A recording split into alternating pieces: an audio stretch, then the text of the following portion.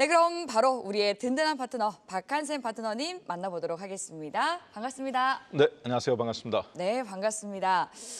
대표님 지난주 토요일이죠. 네. 파트너님께서 다음 주에 대한, 그러니까 이번 주에 대한 경고 메시지를 주셨는데 말씀하신 그대로의 흐름이 나왔습니다. 사실 이렇게 큰 낙폭을 예상하지는 않았습니다만 그래도 다음 주 조심해야 된다라고 경고 메시지를 주셨는데 네. 정말 성관이 남다르다라는 생각이 들었거든요.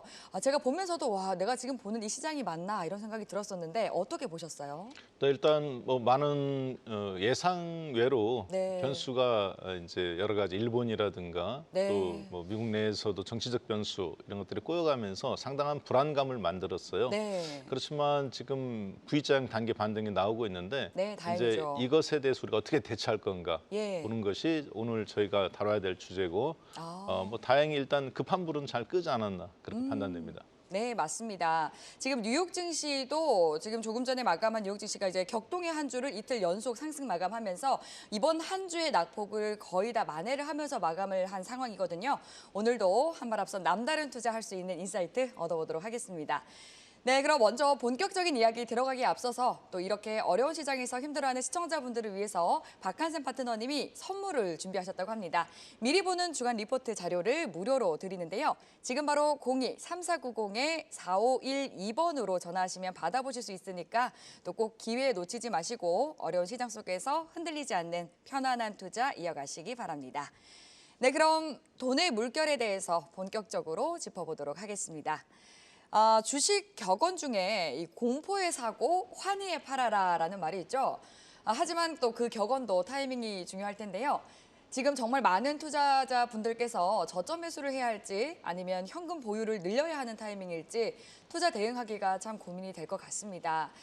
그렇다면 박한샘 파트너님은 지금 타이밍은 어떤 타이밍이라고 네. 보실까요? 지금 타이밍은 저는 요요 현상이다. 요요 예. 현상이다. 이제 다이어트 할 때 쓰는 그렇죠. 용어인데. 다이어트 예. 하시는 분들이 이제 보통 새해에 하나씩 계획을 세우잖아요. 네. 뭐 저도 여름에 계획을 세우고 네. 이제 여성분들은 미용을 위해서 하지만 이제 저 같은 나이는 이제 건강을 위해서 그쵸, 어쩔 수 중요하죠. 없이 이제 뭐 왜냐하면 동맥경화라든가 네. 당뇨 이런 거를 네. 달고 살 수 있는 나이란 말이에요, 이제. 네. 그러다 보니까 다이어트를 생존을 위해서 할 수밖에 없습니다. 네. 그러니까 제가 이제 다이어트를 쭉 봐가면서 이번 시장의 단기적인 최근의 급반등, 네. 지난 월요일 날 폭락에 이어서 단기적인 반등이 나왔잖아요. 네. 이게 마치 이제 다이어트 할 때 가장 무서운 요요 현상 같은 느낌. 그래서 이 요요 현상이 내 몸에 나왔을 때 너무 좋은 예, 표현인 것 같습니다. 이 예. 반등을 어떻게 볼 거냐 지금. 그래서 V자형 반등을 제가 요요 현상에 좀 비유하고 싶은데요. 네. 한번 그러면 왜 이런 현상이 나는지, 그럼 여러분은 어떻게 대응해야 되는지, 그리고 본질적인 어떤 신호가 나왔을 때 바닥이 신호가인지 한번 보겠습니다. 예, 이제 요요 현상이라는 게 이제 이런 거죠. 내 몸이 이렇게 몸무게가 이렇게 있으면 다이어트를 이제 시작을 합니다. 그럼 살이 이제 한 예를 들어서 뭐 저 같은 경우에 지금 90kg다. 근데 이제 목표를 10kg 빼는 거라서 80kg까지 이렇게 빼는 중에 한 85kg 뺐다. 네. 근데, 또 키가 예, 있으시니까. 뺀 다음에 예. 이렇게 다시 이제 기분 좋았는데 특별히 어떤 걸 하지도 않았는데 다시 몸에 살이 찌는 거죠. 꽤 많이 쪘네요. 90이 아니라 뭐 92, 93, 거꾸로 95까지 늘어나는 현상. 네. 그러니까 지금 주식이 단기적인 급락이 나왔죠. 그랬다가 지금 급반등이 이렇게 나오고 있습니다. 근데 이 급반등이 나오는 것을 우리가 이제 많은 시청자분들이 지금 굉장히 고민하실 거예요. 주식을 갖고 계신 분들은 대부분은 지금 그대로 갖고 가야 되는 건지, 아니면 여기서 현금화를 해야 되는 건지, 아니면 현금을 들고 있는 사람들 입장, 저희 이제 돈의 물결 방송을 보신 분들은 지난주에 아마 제가 한 3, 4주 전부터 계속 엔비디아도 경고를 했기 때문에 현금을 일정 부분 갖고 계실 겁니다. 그러면 여기서 지금 주식을 따라가야 되는지, 비중을 늘려야 되는지 이런 고민을 하실 것 같은데요. 요요 현상의 가장 큰 문제점은 바로 그거죠. 내 몸에서 진짜 살이 빠지는 게 아니라, 건강해지는 게 아니라 그냥 수분만 빠지는 겁니다. 안 먹어서. 그러니까 운동이라든가 이런 걸 통해서 근육량을 늘리고 몸을 건강하게 해야 되는 기초 체력을 내가 다시 쌓아야 되는 건데, 기초 체력을 쌓는 게 아니라 일단 안 먹고 보는 거예요. 그래서 몸에서 수분이 빠져나가면서 사실 살만 조금 줄어드는 거거든요. 그러다 보니까 몸은 생존해야 되고 다시 이제 이걸 몸을 불리려는 작업이 나오는데 몸이 다시 불어났다 하더라도 이게 근육량이라든가 이런 게 늘어난 것이 아니기 때문에 오히려 몸이 더 악화되는 현상, 이런 현상으로 좀 봐야 되겠습니다. 자, 지금 저는 주식 시장이 미국도 그렇고 한국도 그렇고 약간 좀 이런 현상과 비슷하다고 보여집니다. 순간적으로 시장의 어떤 자정 능력에 의해서 단기적인 주가 급락은 나왔어요. 자, 그런데 그리고 나서 다행히 반등이 나왔단 말이에요. 그럼 이 반등이 나왔을 때 이게 단순하게 지금 기술적인 반등이냐 아니면 본질적인 반등이냐인데 최근에 미국 시장에서 올라간 종목들을 한번 잠깐 보면 일단 기술적인 반등인 것은 좀 자명해 보입니다. 어제 해외 증시에서 가장 많이 이번 주에 올라간 종목군들 중에 하나가 단기 반등이 인텔이라든가 그리고 이제 단기 낙폭 과대했던 인터넷 보안 업체라든가 그리고 어제 같은 경우 이제 여행 관련 주들이죠. 여행 관련 주들이 이렇게 단기적인 급반등이 나왔습니다. 그러면은 그동안의 대장주였던 엔비디아라든가 혹은 시장에서 상승을 주도했던 마이크로소프트나 이런 어떤 인공지능의 대장주 반도체라든가 이런 미국 시장의 종목군들은 사실 지금 떨어진 다음에 좀처럼 회복을 못하고 있거든요. 대부분 30%씩 빠졌어요. 다만 낙폭 과대 상태. 최근에 한 달간 37달러에서 19달러까지 폭락 나왔던 이게 인텔입니다. 그러니까 마이너스 사실 50%죠. 거의. 그리고 그 전에는 50달러 이상에서부터 빠진 거니까 실제 인텔 같은 경우 가장 낙폭이 과대예요. 근데 목요일 날 가장 강력한 시장의 반등이 나왔을 때 목요일 날 그리고 이제 또 어제는 잠깐 밀렸습니다. 오늘 새벽에는 밀렸습니다만 그 전날 봤을 때는 8% 올라가면서 다우나 나스닥이나 스탠앤푸어에서 가장 많이 움직이는 흐름이 나왔거든요. 자, 그래서 단기 낙폭 과대주의 형태다. 반면에 이제 지금 시장에서 그나마 그러니까 반도체 같은 경우는 기술적 반등이라고 보여지고요. 그나마 시장에서 신고점 돌파 나오려고 하고 버티고 있는 종목들은 이제 일라이릴리라든가 일라이릴리 같은 경우 제약주의 이제 대장이죠. 특히 이제 다이어트 관련해서 그리고 또 당뇨 관련해서 이런 종목군들이 좋아져가면서 일단 긍정적 신호들은 나오고 있습니다. 그래서 지금 여러분들이 가장 궁금해하시고 어떻게 대응해야 될지 그 기본적인 흐름은 일단 이 시장은 반등은 반등인데 재상승으로서는 아직 기초 체력이 완전하게 다듬어지지 않았다. 그리고 그 기초 체력이 회복이 돼야 바닥시거나 나오기 때문에 오히려 이 반등을 이용해서 이 방송을 보시는 우리 시청자분들께서는 현금 비중을 주식을 늘려가는 것이 아니라 현금 비중을 조금씩 더 오히려 늘려나가야 되는 그러한 상태로 보시면 되겠습니다. 그러면 왜 그런 본질적인 기초 체력이 아직 회복되지 않았는지 그 부분에 대해서 저희가 자세하게 더 보도록 하겠습니다. 네. 현금 비중을 조금은 늘릴 필요가 있다 이렇게 진단을 해주셨습니다. 그리고 이제 시장 일각에서 계속 나오는 이야기가 이번 하락의 배경에는 일본이 있습니다. 지금 시장 불안으로 꼽히고 있는 게 엔캐리 트레이드 현상이 있는데요. 엔캐리 트레이드가 무엇인지 그리고 또 이 엔캐리 트레이드의 리스크가 여전히 잔존해 있다고 보시는지 한번 또 짚어주시면 좋을 것 같습니다. 네, 저희가 이제 여행을 갈 때 캐리어를 끌고 가죠. 네. 네, 근데 이제 말 그대로 엔화를 캐리한다는 겁니다. 네. 엔화를 끌고 간다. 어디로 끌고 가냐? 트레이드. 그러니까 엔캐리, 엔화 자금을 빌려서 네. 내가 트레이드 하겠다는 거죠. 예. 어디로부터 빌렸을까요? 일본으로부터 빌렸죠. 네, 일본 중앙은행으로부터. 네네, 그렇죠. 이제 예를 들어서 앵커님이 일본 중앙은행 총재예요. 예. 근데 저하고 이렇게 같이 방송에서 친하잖아요. 네. 근데 일본은 잠깐 보시다시피 지난 2016년도부터 보시면 빨간색이 일본의 엔화 기준금리입니다. 네. 일본 중앙은행. 초저금리 정책. 그렇죠. 마이너스 0.25 지난 예. 10년간. 그리고 이제 우리나라는 3.5% 현재, 미국은 5.5%예요. 자, 그런데 둘이 이제 제가 친하니까 일본 중앙은행의 총재가 되셨단 말이에요. BOJ에. 그래서 제가 1조 원만 빌려주세요. 근데 제로 금리잖아요. 네. 그러면 저 신용이 만약에 제가 기관이라고 보면 네. 한국의 국민은행이나 연금이다.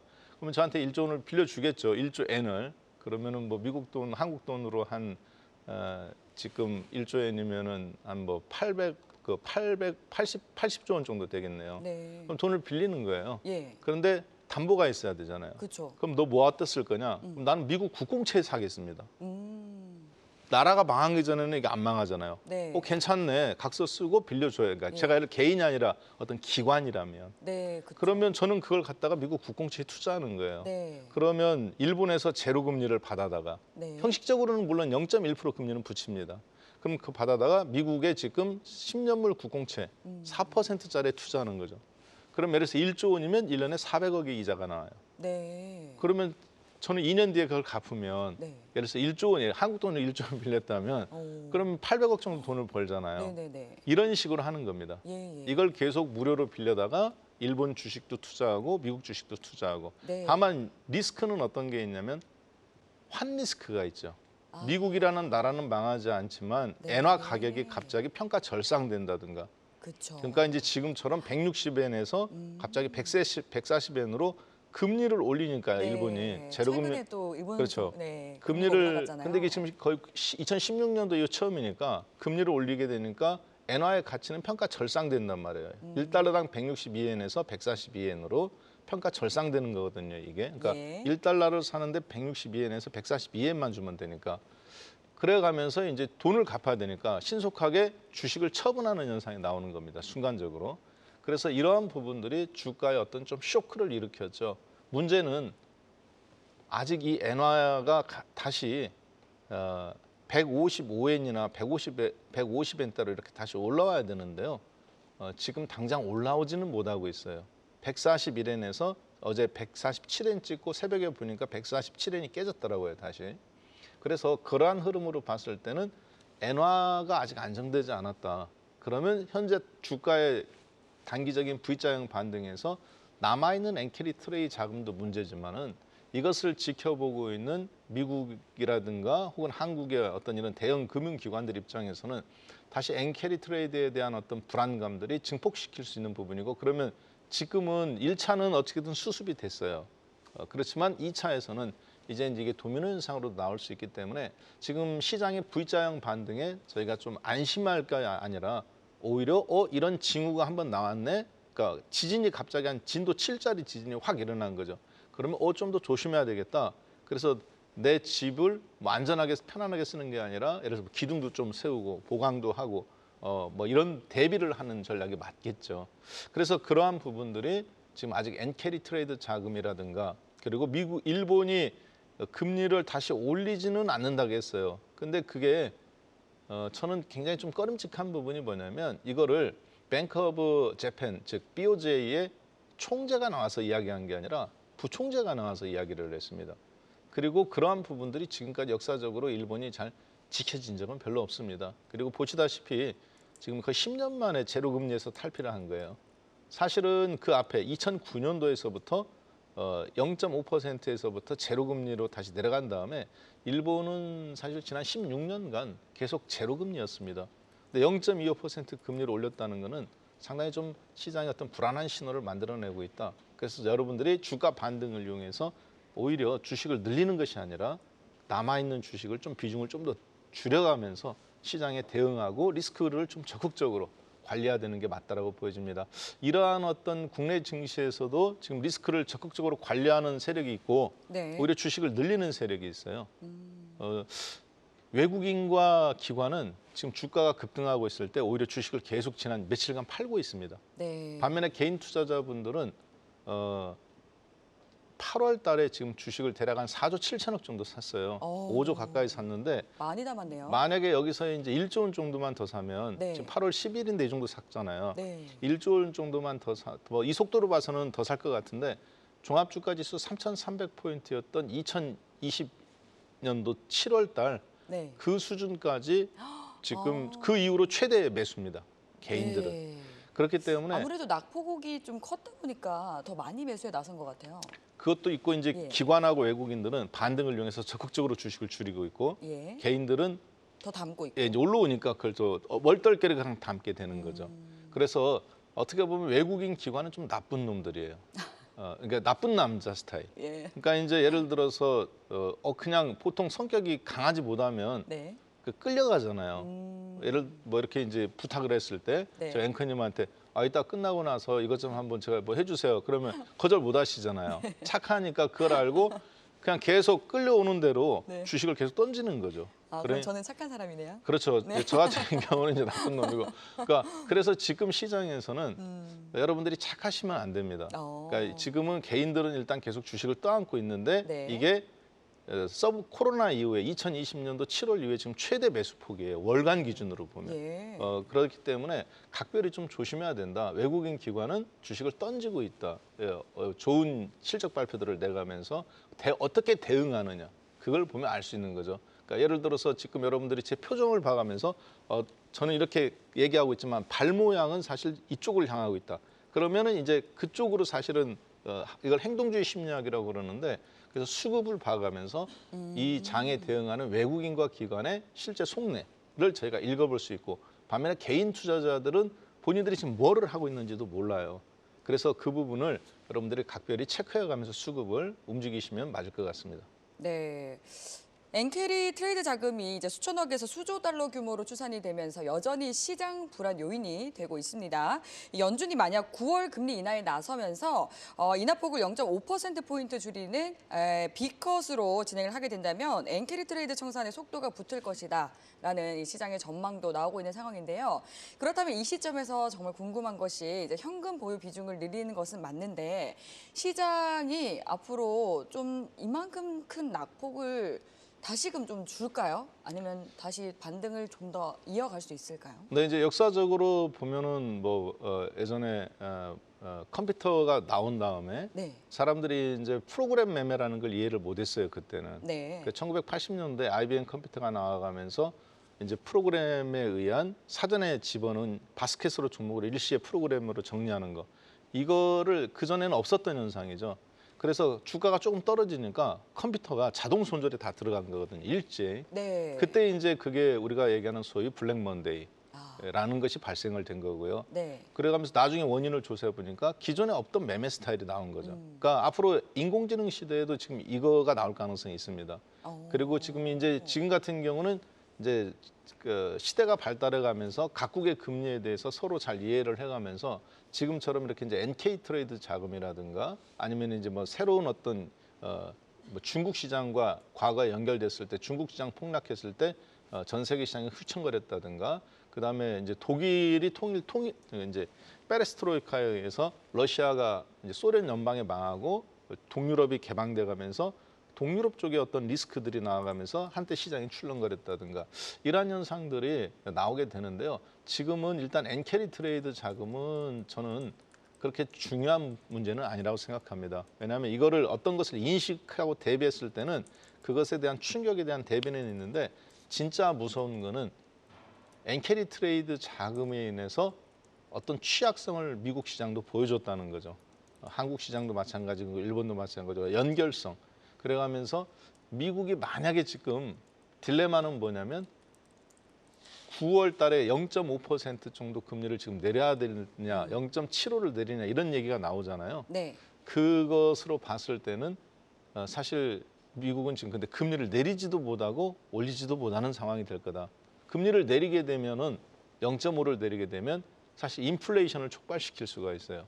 그래서 혹시 지금 많은 분들이 금리를 0.5를 내리냐 여기에 포커스를 맞추지만 금리를 내렸을 때 미국의 모기지 주택 담보부 그 이자율이 지금 최저거든요. 2년 만에. 그래서 그런 부분을 봤을 때 다시 인플레이션이 촉발될 수가 있죠. 자, 따라서 엔캐리 트레이드 자금을 우리가 평가 절상 그러면 가격이 하락한다면 앞으로 일본은 그러면 금리 그렇다고 해서 일본이 금리를 재인하를 할 수 있느냐? 이건 어렵잖아요. 그러면 미국은 앞으로 금리를 그러면 다시 시장 인플레이션을 잡기 위해서 다시 끌어올릴 수 있느냐? 이것도 불가능합니다.